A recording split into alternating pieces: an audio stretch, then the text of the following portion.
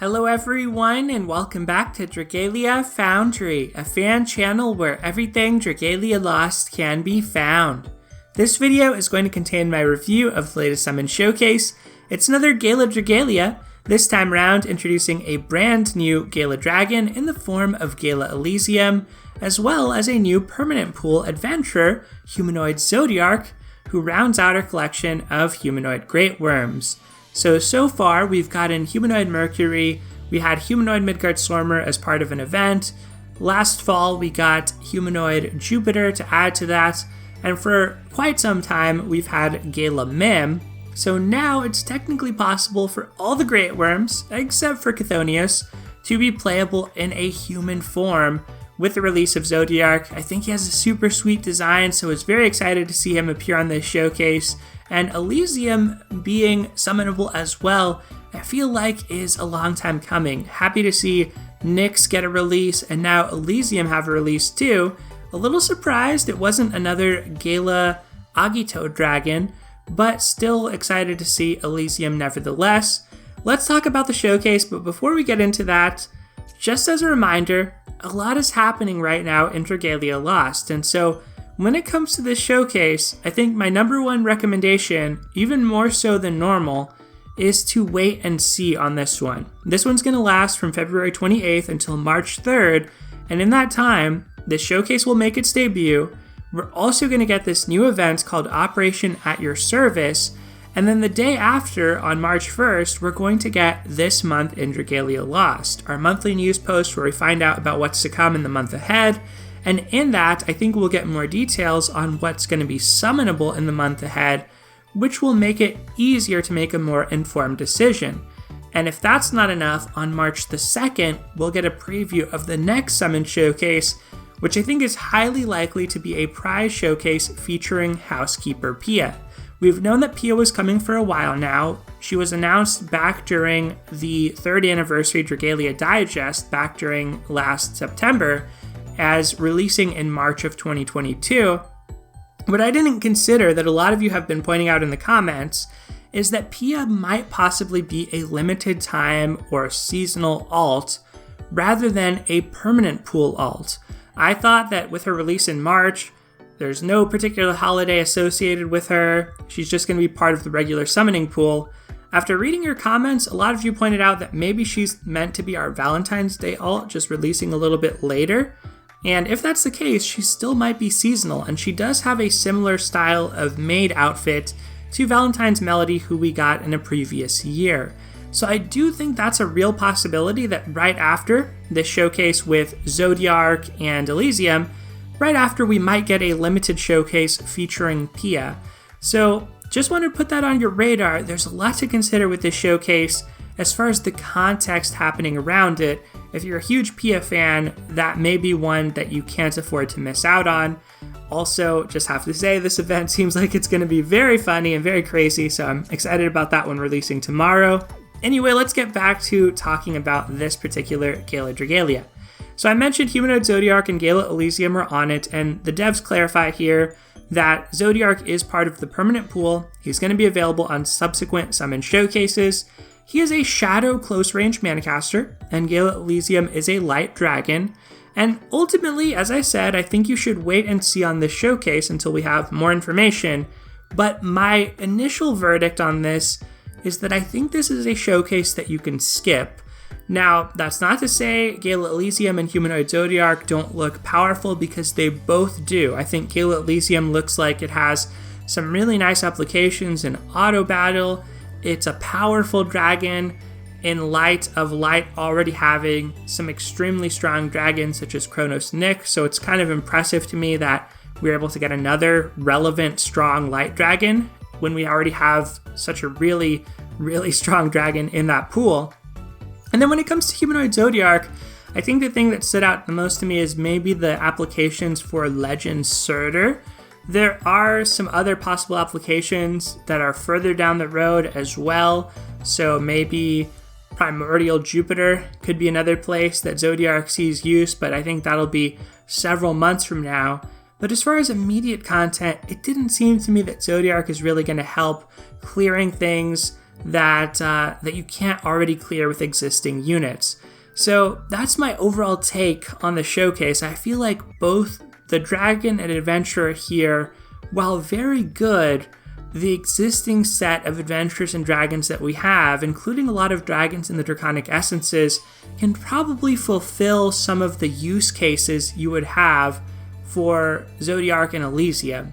So I would say I'm leaning towards skip, but if Pia is in the permanent pool, I might just end up summoning just because I want Zodiark and Elysium. Especially Zodiark, I have to say, I love his outfit design. He definitely feels like the assassin class in an RPG, if that makes sense, or like the thief class.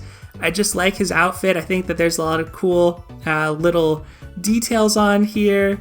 He looks so brooding in his demeanor. Got the Zodiark in the background, of course, the dragon form. And then Elysium, just a dragon that's been around for quite a while. So to finally have Elysium playable is pretty sweet, even if, from a philosophical standpoint, I always find myself at odds with Elysium. Still wouldn't mind having Elysium in the collection. So excited to review the showcase. I do think it's a cool one. I'm happy that these showcases we've gotten, whether it be Nina, Kimono Knot, Emil, Valix, and Ferris, like every showcase has felt like a hit, with the exception of the Elemental Focus showcases. So I feel like at least when we're getting new adventurers, they're ones that we can be very excited about. And there's going to be hopefully an audience in a home where somebody's like, you know what, I'm a huge Audric fan. I love everything about Audric. I want Zodiark to be his teammate. So hopefully this is successful for the devs, this strategy. We haven't had as many banners or new characters in the game, but the ones that we're getting are really, really sweet. And so to round out the collection of humanoid dragons, I think is really cool. And let's go ahead and start talking about their kits now, starting with Humanoid Zodiark. So of course, his description here says, the Shadow Worm Zodiark in human form, in order to re-examine love, he decided to observe human activity more closely than before. But while his appearance has changed, his unconditional love has not, and he happily accepts any and all people just as they are. Love that about him. Kind of a Byronic hero type of vibe here, don't you think? But anyway, his skills, opposite of love, are Hate Cluster, and then Death's Torrent, which certainly sound, a lot different than his exploration of love, but at the same time fitting for Zodiark. So let's read through these first, and then we'll get to the abilities. Hate Cluster grants the user 3 stacks of Malevolent Rush. Malevolent Rush grants the user a third attack in their standard attack combo. This attack consumes 1 stack of Malevolent Rush, dispels 1 enemy buff, and if dealt from directly next to foes, applies Spite. Spite has 5 levels. So you can see that levels 1 through 3 last for 10 seconds, level 4 15 seconds, and level 5 20 seconds.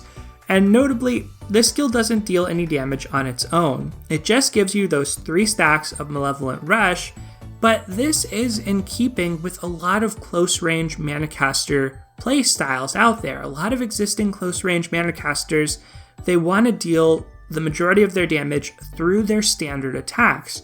So enhancing those makes a lot of sense for this type of weapon, and granting the Dispel is also pretty relevant. There are a lot of enemies which apply buffs to themselves in the endgame. It's pretty much a common theme across the endgame at this point, unless you go back to the regular Dragon Trials, and even there on the harder difficulties, you're going to get some self-buffing. So I think the Dispel is kind of relevant. It's kind of nice.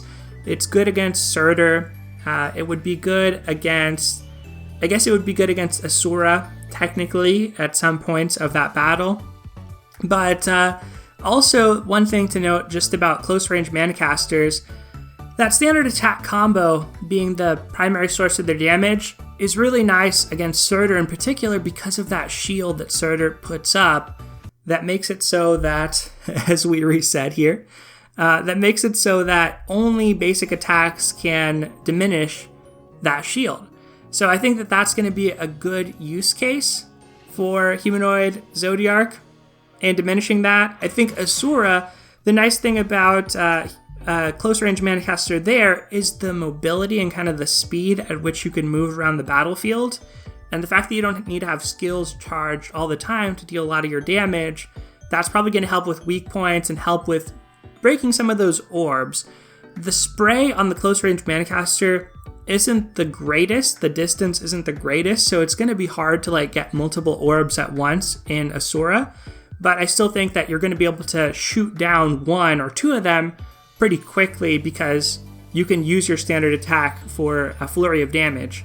And the other thing here is the spite effect, so it doesn't explain what spite does, but we'll read on later that spite basically increases your damage flatly, and it also is going to power up Death's Torrent as well.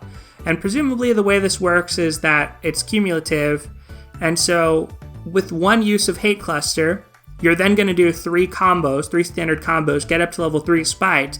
That's going to start charging your skill gauge so you can use Hate Cluster again, and then you can start doing the same thing and kind of loop this. So I think this has potential. There's no affliction here notably, so that could be a weakness against Surtur, but as we read on, we'll find that there is an affliction on Death's Torrent. So for Death's Torrent, this one's shareable with the share point cost of 4, deals damage to surrounding enemies and inflicts Shadow Blight. If this attack hits an enemy that has the spite effect, it will deal bonus damage based on the effect's level. This bonus damage ignores enemy defense. Aha, so that's really interesting.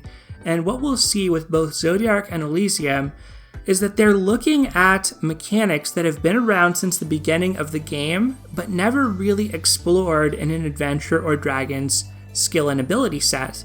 So I think that's super sweet. We've had this defense stat inherent since the beginning of the game, but it's not one that comes up very often, especially from an enemy standpoint. So we'll get into exactly what that means. But as far as the damage this deals, you're always going to get this one hit of 1500, and then depending on your level of spite, you can get an additional hit which ignores defense up to 1500 damage as well, and you're getting Shadow Blight from this too. So let's talk about the enemy defense component. There's two interpretations I could see for this skill. One interpretation is that this ignores only visible defensive buffs. So when Ciela is buffing up her defense and she gets 24% defense and you can see it by her HP bar, well, maybe this just ignores that. And if that's the case, this isn't anything particularly special, especially because Zodiark on his first skill can already dispel those kinds of buffs, so it's just not that big a deal. It doesn't really add that much to his kit. However, there's another interpretation of this which I think is more likely to be the accurate one, and we'll see once he releases. But the other component to defense is that there's an inherent defense stat that all enemies and all adventurers have in the game, and it's usually a stat of 10, and basically it's a denominator in the damage formula that your damage output is divided by, essentially. So for most adventurers, it's 10. For most enemies, it's 10. For melee adventurers, it's 10. But for ranged adventurers, it's 8. So if you've ever wondered why ranged adventurers are a little squishier than melee adventurers, that's the reason. It used to be a lot more relevant back in the day. There were a lot more HP checks that would come up. But in general, it's still something to be aware of with your ranged adventurers. You do want to play a little bit more carefully and avoid taking high damage because you're a little bit softer than your melee counterparts. And now, when it comes to enemies, as I said, most of the time, their defense is also going to be 10. But there are a few types of enemies and few modes where that's not the case. So you may have noticed if you've ever fought against a golem enemy or a sentinel enemy that they're really, really tanky until you break them. And once you break them, they take a lot more damage. The way that they work is that they usually have a regular defense stat of like 50 or so, and so they're taking damage at a much lower rate than most other types of enemies. But once you break them, they have a break modifier to their defense, which lowers it significantly. And so the different states an enemy is in can also affect their defense stat and the defense modifier. So for example, Berserk is a big one where defense gets a huge modifier for the Agito bosses, and even when they're broken in the Berserk phase, they actually take less damage than when they're not broken in the normal phase of that fight. So all sorts of little things like that can come up. And then some enemies just have a higher inherent defense stat. So Kayan is the one light element boss I found that he just has a higher defense stat. He has a defense of 20. I think the reason is that he's in his battlefield, so you're already dealing double damage to him. So on Legend, they gave Kaiyan a defense of 20. Well, this is going to be very effective against that at neutralizing it. And when it says ignores enemy defense, what I'm presuming is it sets it to 1. It might just set it to 10 and basically equalize defense as opposed to ignoring defense. But unfortunately, for the other big light element bosses, their defense is usually just 10. It's just usually the baseline. So, well, I think this is good. There's not any boss that it particularly seems to punish. So the light element Agito boss, Kaiyan, it does help, right? But I don't know how many players are still working on that actively. And there are other strategies that can be very effective there. Probably going to be sweet in the Berserk phase, for sure. And even normally, because Kaiyan does have that defense stat of 20. But when it comes to Sinister Dominion, if you look at your light attuned bosses, you have Iblis, and then you have, bosses you use light element. Wait. Okay, I'm getting it backwards. I apologize. Light attuned bosses, so ones you use shadow element adventures against, would be Surtur and Asura. Those are the two you use shadow element adventures against. So when it comes to Surtur, Surtur appears in the wiki to have a defense stat of 10 all the time, up through master difficulty, so that might change on Legend. And then Asura also appears to have a defense stat of 10 all the way through Legend difficulty. So it doesn't seem like it would actually matter there, but I don't know if maybe one of the masks Asura applies or the phase changes could change things, but at least in the wiki, it seems like the defense stat is 10 based on the enemy page. So that extra defense ignoring damage, I think matters most for Kaiyan in this case, but could be relevant against Surtur also, and maybe even just in general, ignoring the defense of 10 and setting it to 1 could be good. So long story short, I think it's super cool. I don't know how relevant it will actually be, but it is super cool. Okay, so long diversion into the damage formula mechanics aside, the go ability here is Gauge Accelerator plus 20%, which is standard for Manacasters. The chain co ability is Team Strength Amp equals Blindness Res of 100%, which is pretty cool. It's something we've seen across the other Humanoid Great Worms for the most part. So in this case, if you have a Team Strength Amp, you get Blindness Res. Abilities are Shadow Worm's Nature 2. So this one reduces susceptibility to curses by 100%, which feels appropriate because, of course, Zodiark can inflict curse, and increases damage to enemies with Spite by 15%. Aha, so there's that flat damage increase. That means you're going to want to keep up Spite on enemies. When shapeshifting for the first time, the user will transform into Zodiark regardless of what dragon they're equipped with, and the second time onwards, you transform into High Zodiark instead. Hopefully the dragon forms on these are strong and pushed. I think that's been generally the case with the other Humanoid Great Worms, at least going as far back as Mim. Mim had a really nice dragon form with Brunhilde, which I don't know if that really holds up nowadays as good as some dragon forms can be, like Kronos Nyx, but still cool. Obviously very thematic and flavorful that you would transform into Zodiark because you are Zodiark. Also, using the user's first or second skills will grant them a Strength Amp with a maximum TM Amp level of 1. So that's nice, especially with the close range style Manacaster. You're going to be generating SP very quickly, and so you're going to be able to use these skills on cooldown if you want to, and I think in this case you probably will, at least if you've already gone through your Malevolent Rush stacks, and I think Death's Torrent's damage is enough, plus the affliction it causes, that you'll probably want to use that on cooldown as well. It could be that maybe you just want to use Death's Torrent to keep up Shadow Blight, but I think that defense ignoring damage will probably make it worth it to cast on cooldown. So because you're going to be casting both of these on cooldown, you should be able to get full Team Strength Amp with level 1 relatively easily. It's not as much of a gimme as certain characters we've seen recently that just like straight up apply a Team Strength Amp instead of applying an individual personal amp like this one does. But still, if you do this a handful of times, you're going to get up to that maximum Team Amp level of 1. Paralysis res 100%, so with this and with the chain code ability, you can get dual resistances and technically triple resistances if there's any risk of curse. And then finally, Spectral Counter 2. When the user takes damage, fills 10% of their dragon gauge, and if they have already shapeshifted at least once, creates a spectral flame where they took damage.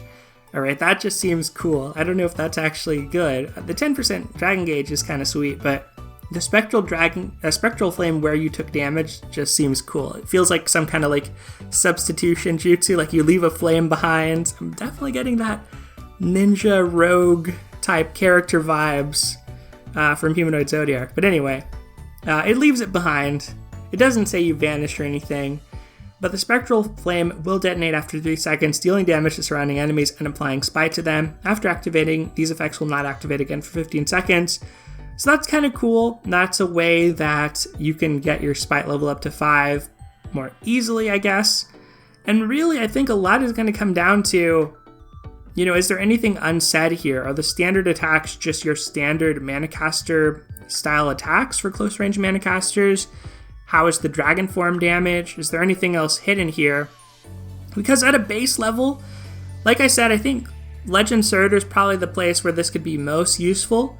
Just dealing good standard attack damage to the barrier that Surtur puts up is nice, and then having the Dispel, high frequency Dispel, triple Dispel right afterward to get rid of the stacks of HP regen that Surtur will apply to itself is good.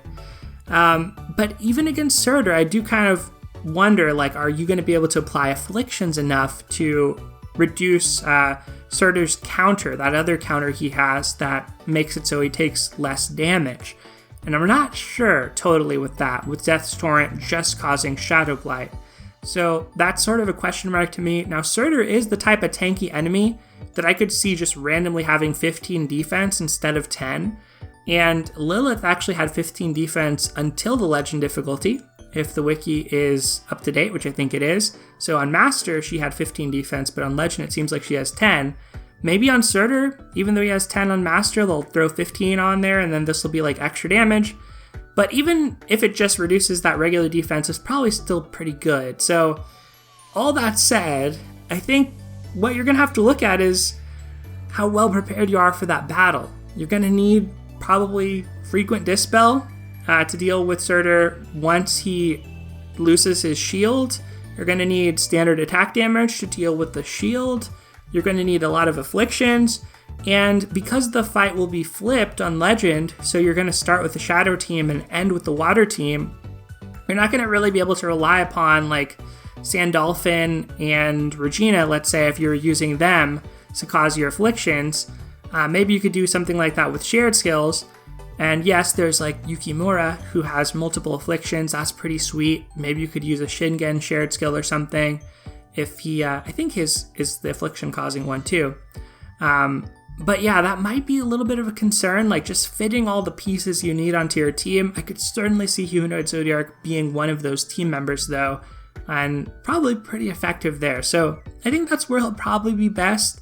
Against Asura, it's just a little harder to imagine being able to deal with the crowd control aspect of that fight with his playstyle.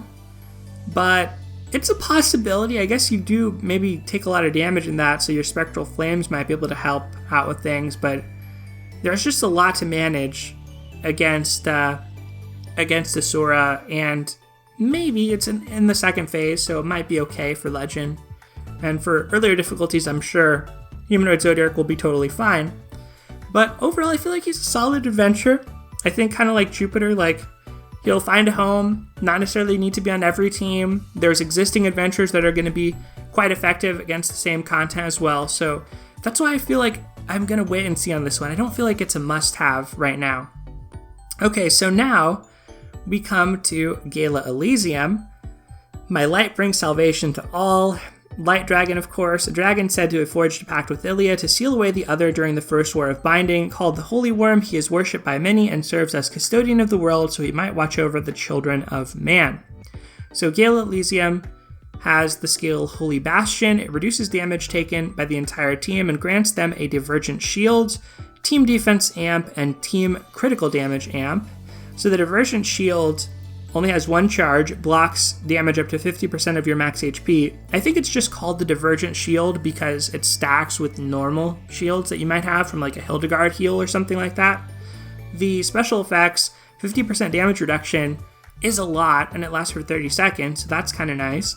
And then getting a full team defense amp and team critical damage amp is very good too, so really good dragon skill overall. It doesn't do damage, so that's notable. It's just a supporting type of skill, and it doesn't give you any kind of regen or healing either.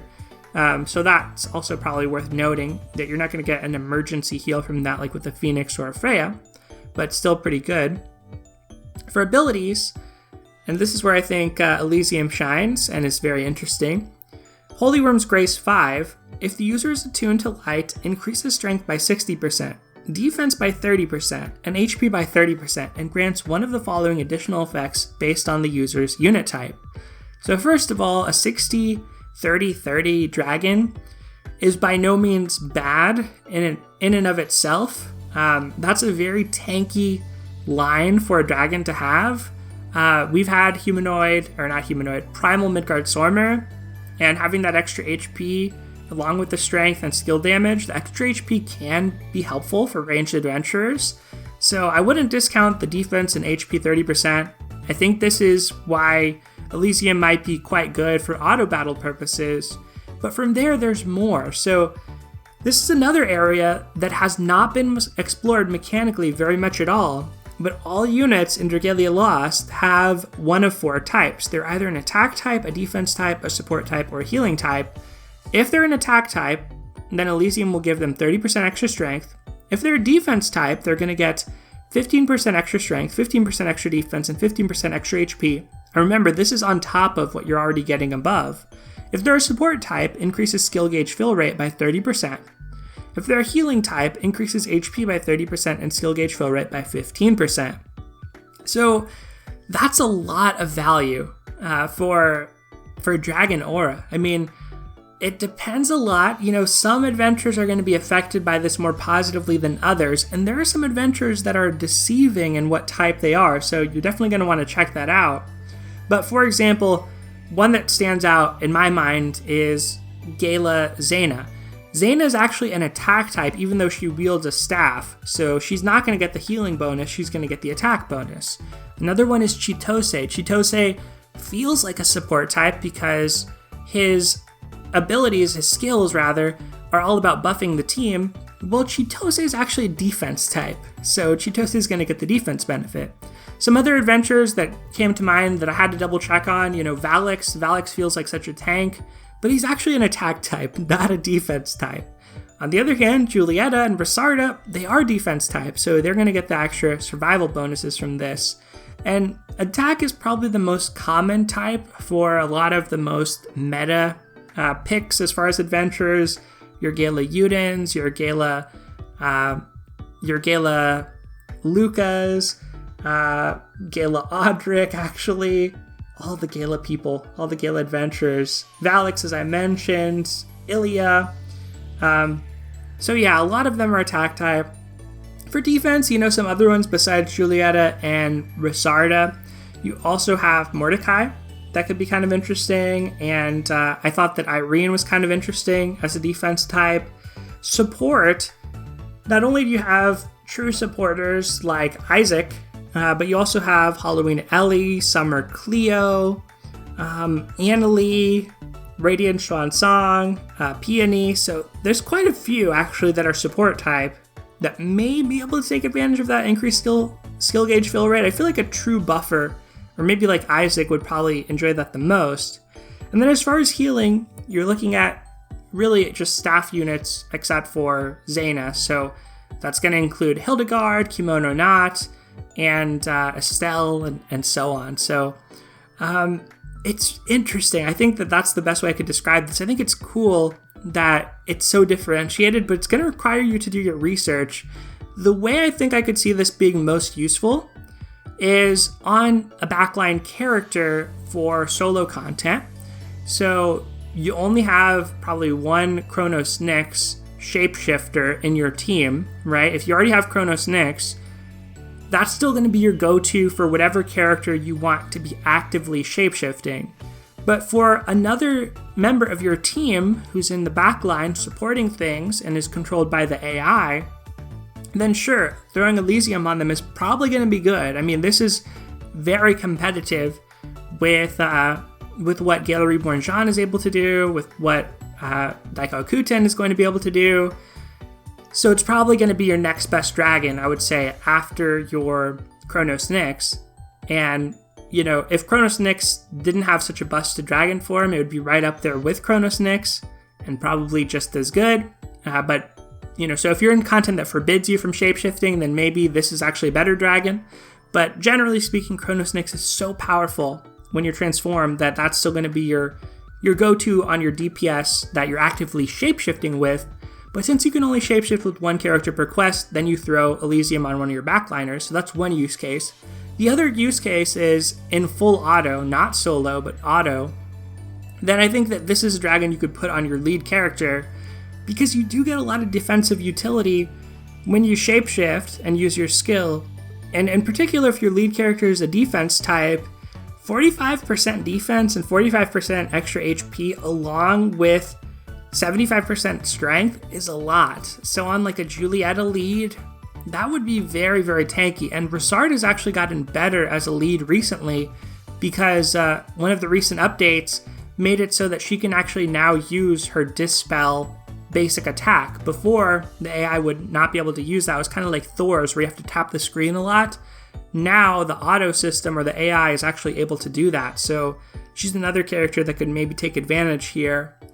So I think that's the use case I find most interesting. You also could potentially put like a support unit in the lead or maybe healing unit in the lead slot, and they're going to have a higher frequency of iframes because of their extra skill gauge fill rate, in addition to, you know, having the 30-30 stat line of HP and defense, which is also pretty solid.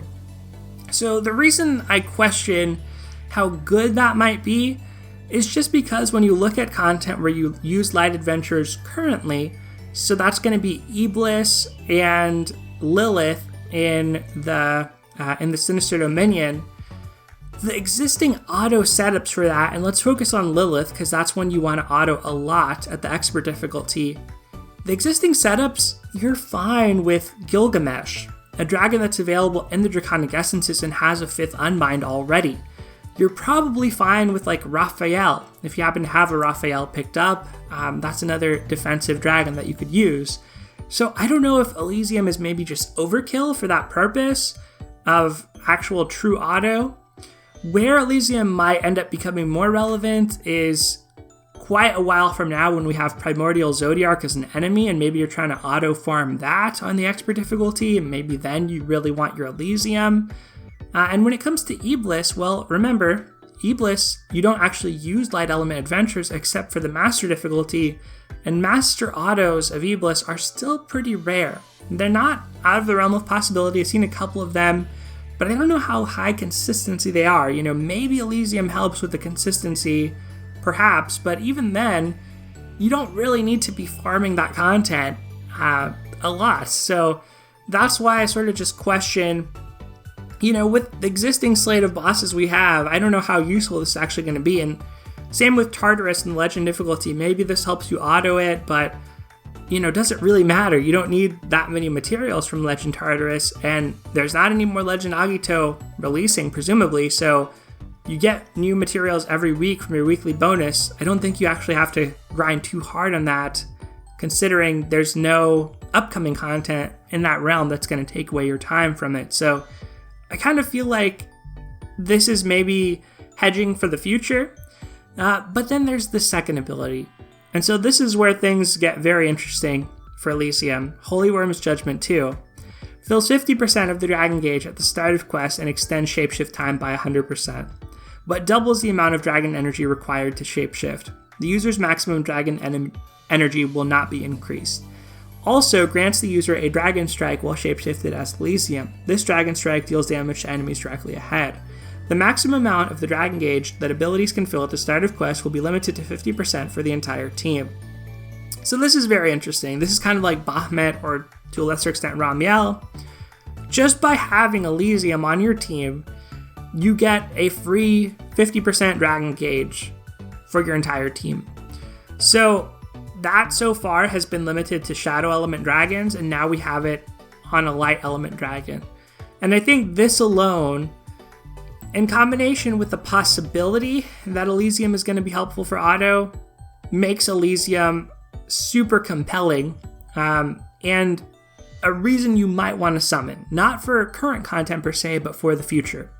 So the ability to have a free shapeshift per quest, and I believe, it says it doubles the amount of energy required to shapeshift, but if you put Elysium on one of your backline characters, and one of your characters you want to shapeshift with doesn't have Elysium, I think they'll still be able to transform while taking advantage of that free Dragon Gauge you get. But the ability to shapeshift immediately, I think, is really exciting and interesting for an auto setup. Elysium seems to have a good defensive skill, so I think you'd want to leave shapeshifting on, but the other possibility it would open up is the Draconic Resurrection strategy line, where you use those special Sinister Dominion Worm Prints that revive you by spending your Dragon Gauge. So that could be a thing. But I think moreover, just the ability to burst into Dragon form quickly in solo content is interesting. I mean, maybe it's mostly a time attack thing, maybe it's a Mercurial Gauntlet thing, maybe it's just something you see on helpers. I still feel like that this is always a pretty exciting potential ability. And so being able to become a Chronos Nyx with another adventure while one of your backline characters is holding Elysium, that strikes me as possibly quite good. And one thing I've found with Sinister Dominion is it feels like it can take a while to really ramp up Dragon Gauge. And you don't feel, at least to me, it doesn't feel you often have a lot of opportunities to transform. Like in Phase 1 of Lilith, it feels super slow to get Dragon Gauge. On Legend, Gala Elysium's not really going to help with that because you start in the water element. But when I think about Iblis coming out soon, and you're going to start in the light element, this could be a powerful dragon to be able to have an immediate shapeshift and wreak some havoc that way. With Elysium, getting these amps, getting the damage reduction from the beginning of a quest, or maybe that's not a good example. Getting like a other powerful dragon form, because with Elysium, you can't actually do that. Because you get 50% of your gauge, but you take 100% to shapeshift. But you get like your Chronos Nyx immediately, and are able to do a lot of damage, let's say, from your other teammate. I don't know, to me it seems like it could be good. Right now, current content, I feel like it's not gonna make or break a run or a strategy, or really let you do anything that you couldn't already clear. I think more likely than not, if you're stuck on any shadow bosses, it's more so just like having a good dragon aura that's gonna help you, rather than trying to do a degenerate strategy, for solo play at least. But there's some real potential here to do something broken. I just don't know when and if that will happen. Anyway, y'all, that is pretty much going to do it for my thoughts on Gala Elysium and Humanoid Zodiark. It's an exciting showcase. I'm happy to see these familiar faces become playable, but I think I'm going to have to wait and see on this one and decide whether or not I'm going to summon until I see what's going on with Pia's summon showcase. So that's my take on things. Let me know what you think in the comments below. Once again, that is going to do it for today. So thank you as always for watching. Take care, and I'll see you next time.